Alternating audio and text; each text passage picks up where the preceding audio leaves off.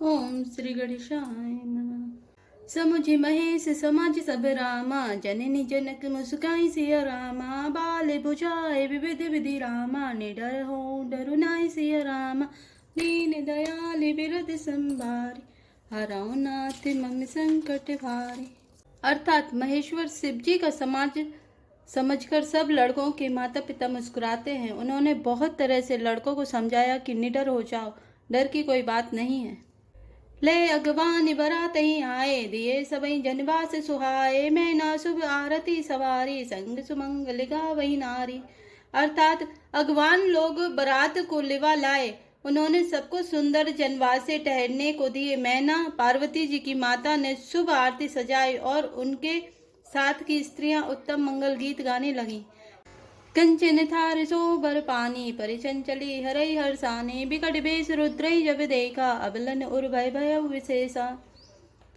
अर्थात सुंदर हाथों में सोने का थाल शोभित है। इस प्रकार मैना हर्ष के साथ शिवजी का परछन करने चली।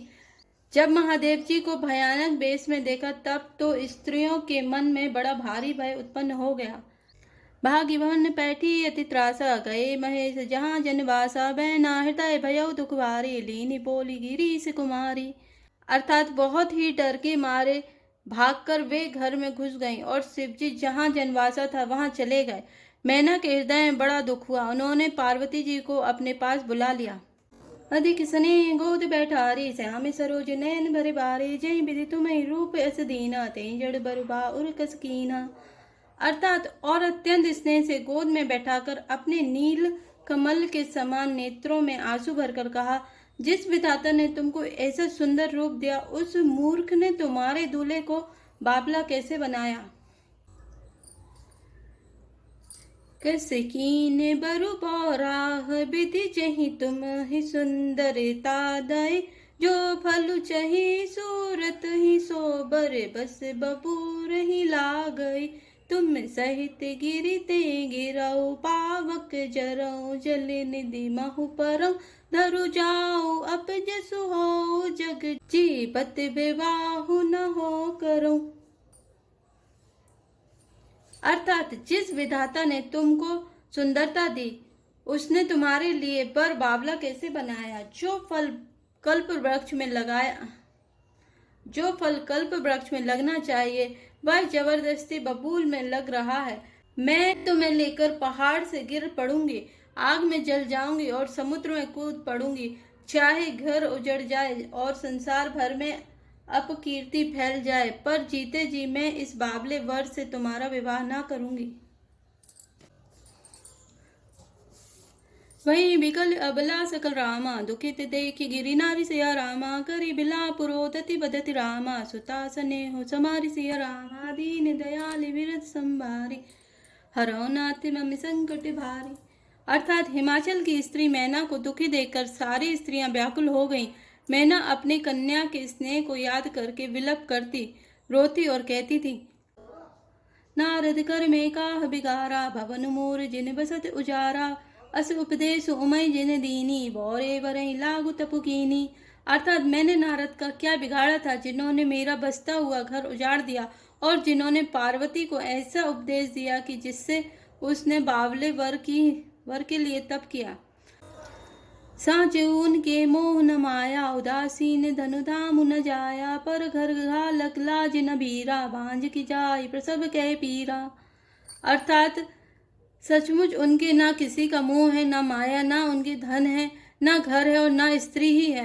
वे सबसे उदासीन हैं, इसी से वे दूसरे का घर उजाड़ने वाले हैं। उन्हें ना किसी की लाज है, ना डर है। भला बांझ स्त्री प्रसव की पीड़ा को क्या जाने। जननी विकल बिलो की भवानी, बोली जुत विवेक मृदुबानी। अस विचार सोचई मति माता, सो न टरई जो रचई विधाता। अर्थात माता को विकल देकर पार्वती जी विवेक युक्त कोमल बाणी बोली, हे माता, जो विधाता रच देते हैं वह टलता नहीं। ऐसा विचार कर तुम सोच मत करो। कर्म लिखा जो बाउर नाहू, तोखत दोष लगायो काऊ। तुम सन मिटई की विधि के अंका, मातु व्यर्थ जन लेहु कलंका। अर्थात जो मेरे भाग्य में बावला ही पति लिखा है तो किसी को क्या दोष लगाया जाए। हे माता, क्या विधाता के अंक तुमसे मिट सकते हैं? वृथा कलंक का टीका मत लो। जनि लेहु मातु कलंक करुणा परिहरऊं, अवसरे नहीं दुख सुख जो लिखा लिलारे, हमरे जाव जय पाओ तहि। सुनी उमा बचन विनीत, कोमल सकल अबला सोचहि, बहु भांति विधि लगाई, दूषण नयन बारि विमोचहि। अर्थात, हे माता, कलंक मत लो, रोना छोड़ो। यह अवसर विषाद करने का नहीं है। मेरे भाग्य में जो दुख सुख लिखा है उसे मैं जहाँ जाऊंगी वहीं पाऊंगी। पार्वती जी के ऐसे विनय भरे कोमल वचन सुनकर सारी स्त्रियां सोच करने लगीं और भांति भांति से विधाता को दोष देकर आंखों से आंसू बहाने लगीं।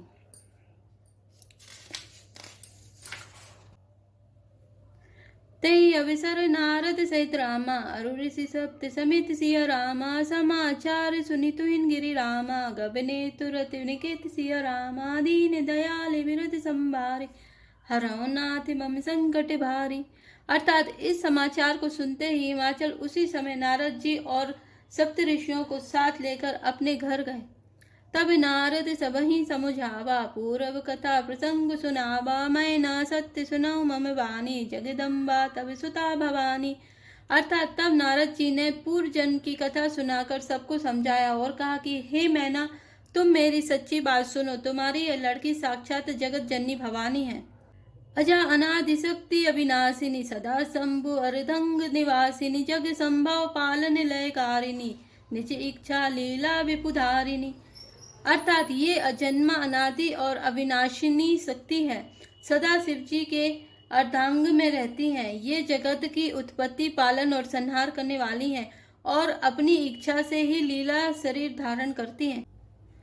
जन्मी प्रथम दक्ष ग्रह जाय, नाम सती सुंदर तनु पाई, तहु सती शंकर ही विवाय, कथा प्रसिद्ध सकल जग माही। अर्थात पहले ये दक्ष के घर जाकर जन्मी थी, तब इनका सती नाम था। बहुत सुंदर शरीर पाया था। वहां भी सती शंकर जी से ही ब्याही गई थी। यह कथा सारे जगत में प्रसिद्ध है। एक बार आवत शिव संगा, देखो रघुकुल कमल पतंगा, भयउ मोह शिव कहा न कीना, भ्रम बस बेसुसिए कर लीना। एक बार इन्होंने शिव जी के साथ आते हुए राह में रघुकुल रूपी कमल के सूर्य श्री रामचंद्र जी को देखा। तब इन्हें मोह हो गया और इन्होंने शिव जी का कहना न मानकर भ्रमवश सीता जी का वेश धारण कर लिया। सिय बेसु सती जो कीन, तेहि अपराध शंकर परिहरि, हर विरह जाय बहोरी, पितु के यज्ञ जोगा नल धरि, अब जन्मी तुमरे भवन, निज पति लागी दारुण तपु किया, अस जानी संशय तजहु गिरिजा, सर्वदा शंकर प्रिया। अर्थात सती जी ने जो सीता का वेश धारण किया, उसी अपराध के कारण शंकर जी ने उनको त्याग दिया। फिर शिव जी के वियोग में ये आप अपने पिता के यज्ञ में जाकर वहीं योगाग्नि से भस्म हो गए। अब उन्होंने तुम्हारे घर जन्म लेकर अपने पति के लिए कठिन तप किया है, ऐसा जानकर संदेह छोड़ दो। पार्वती जी तो सदा ही शिव जी की प्रिय अर्धांगिनी है। सुनी नारद के वचन तब रामा, सब कर मिटा बिसात सिया रामा, छन मऊ व्याप्यो सकल पुर रामा, घर घर यह संवाद सिया रामा, दीन दयाल विरध संभारी, हरौ नाथ मम संकट भारी। तब नारद के वचन सुनकर सबका विषाद मिट गया और क्षण भर में यह समाचार सारे नगर में घर घर फैल गया। तब मैना हिमवंत आनंदे, पुनि पुनि पार्वती पद वंदे, नारी पुरुष शिशु जुवा सयाने, नगर लोग सब अति हर्षाने। अर्थात तब मैना और हिमवान आनंद में मग्न हो गए और उन्होंने बार बार पार्वती के चरणों की वंदना की। स्त्री पुरुष बालक युवा और वृद्ध नगर के सभी लोग बहुत प्रसन्न लगे। होन पुर मंगल गाना, सजे सबई हाटक घट नाना, भांति अनेक भई जीव नारा, सूप शास्त्र जस कछु व्यवहारा। अर्थात नगर में मंगल गीत गाए जाने लगे और सबने भांति भांति के सुवर्ण के कलश सजाए। पाक शास्त्र में जैसी रीति है उसके अनुसार अनेक भांति की ज्योनार हुई, रसोई बनी। सो जीवनारी की जाय बकानी, वसई भवन जही मातु भवानी, सादर बोले सकल बाराती, विष्णु विरंची देव सब जाति। अर्थात जिस घर में स्वयं माता भवानी रहती हो वहाँ की ज्योनार भोजन सामग्री का वर्णन कैसे किया जा सकता है। हिमाचल ने आदर पूर्वक सब बारातियों को विष्णु, ब्रह्मा और सब जाति के देवताओं को बुलवाया। विविधि पाति बैठे जिव नारा, लागे पर सन्निपुर सुआरा, नारी वृंद सुरजेवत जानी, लगी देन गारी मृदुबानी। अर्थात भोजन करने वालों की बहुत सी पंगतें बैठी, चतुर रसोइये परोसने लगे। स्त्रियों की मंडलियां देवताओं को भोजन करते जानकर कोमल वाणी से गालियां देने लगी।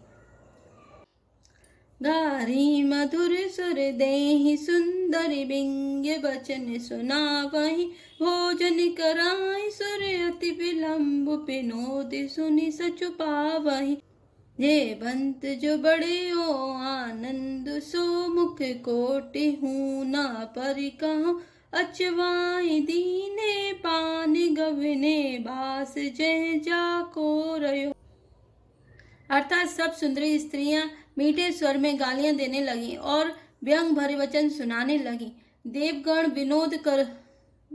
विनोद सुनकर बहुत सुख अनुभव करते हैं, इसलिए भोजन करने में बड़ी देर लगा रहे हैं। भोजन के समय जो आनंद बढ़ा वह करोड़ों मुंह से भी नहीं कहा जा सकता। भोजन कर चुकने पर सबके हाथ मुंह धुलवाकर पान दिए गए। फिर सब लोग जो जहाँ ठहरे थे वहां चले गए। बहुरी मुनि हिमबंत कहु रामा, लगन सुनाई आई सिया रामा, समय बिलो की विवाह कर रामा, पटे देव बोलाई सिया रामा, दीन दयाल विरत संभारी, हरौ नाथ मम संकट वारी। फिर मुनियों ने लौटकर हिमवान को लग्न पत्रिका सुनाई और विवाह का समय देखकर देवताओं को बुला भेजा। बोली सकल सुर सादर लीने, सबई यथोचित आसन दीने, वेद वेद विधान समारी, सुभग सुमंगल गावई नारी। अर्थात सब देवताओं को आदर सहित बुलवा लिया और सबको यथा योग्य आसन दिए। वेद की रीति से वेदी सजाई गई और स्त्रियां सुंदर श्रेष्ठ मंगल गीत गाने लगी। सिंहासन अति दिव्य सुहावा, जाई नवरनि विरंचि बनावा, बैठे से विप्रन सिरुनाई, हृदय सुमिरि निज प्रभु रघुराई। अर्थात वेदिका पर एक अत्यंत सुंदर दिव्य सिंहासन था, जिसकी सुंदरता का वर्णन नहीं किया जा सकता, क्योंकि वह स्वयं ब्रह्मा जी का बनाया हुआ था। ब्राह्मणों को सिर नवाकर और हृदय में अपने स्वामी श्री रघुनाथ जी का स्मरण करके शिव जी उस सिंहासन पर बैठ गए। बहुरी मुनि सन उमा बुलाई, करि सिंगारु सखी ले आई, देखत रूप सकल सुर मोहे, वर नहीं छवि जस जग कभी को है। अर्थात फिर मुनीश्वरों ने पार्वती जी को बुलाया। सखियां श्रृंगार करके उन्हें ले आई। पार्वती जी के रूप को देखते ही सब देवता मोहित हो गए। संसार में ऐसा कभी कौन है जो उस सुंदरता का वर्णन कर सके। जगदम्बिका जानी भव भामा, सुरन मनई मन कीन प्रणामा, सुंदरता मर जाद भवानी, जाय न कोटों बदन बकानी। अर्थात पार्वती जी को जगदम्बा और शिव जी की पत्नी समझकर देवताओं ने मन ही मन प्रणाम किया। भवानी जी सुंदरता की सीमा है, करोड़ों मुखों से भी उनकी शोभा नहीं कही जा सकती। कोट्यों बदन नहीं बनई, बरनत जग जननी, शोभा महा सकुचहि कहत, श्रुति सेद सारद मंद मति तुलसी कह, छवि खानी मातु भवानी गबनी, मध्य मंडप शिव जहाँ, अब लोक सकहि न सकुच, पति पद कमले मनु मधु करु तहाँ। अर्थात जगजननी पार्वती जी की महान शोभा का वर्णन करोड़ों मुखों से भी करते नहीं बनता। वेद शेष जी और सरस्वती जी तक उससे कहते हुए सकुचा जाते हैं, तब मंदबुद्धि तुलसी किस गिनती में है। सुंदरता और शोभा की खान माता भवानी मंडप के बीच में जहाँ शिवजी थे वहीं गईं। वे संकोच के मारे पति शिवजी के चरण कमलों को देख नहीं सकती, परंतु उनका मन रूपी भौरा तो वहीं रस पान कर रहा था। मुनि अनुशासन गणपति रामा, पूज्य शंभु भवानी सिया रामा। कोई सुनी संशय करि जनि रामा, सुर अनादि जिय जानि सिया रामा। दीन दयाल विरत संभारी, हरौ नाथ मम संकट भारी। अर्थात मुनियों की आज्ञा से शिवजी और पार्वती जी ने गणेश जी का पूजन किया। मन में देवताओं को अनादि समझकर कोई इस बात को सुनकर शंका न करे कि गणेश जी तो शिव पार्वती जी की संतान है, अभी विवाह से पूर्व ही वे कहां से आ गए। जय श्री राम, जय जय श्री।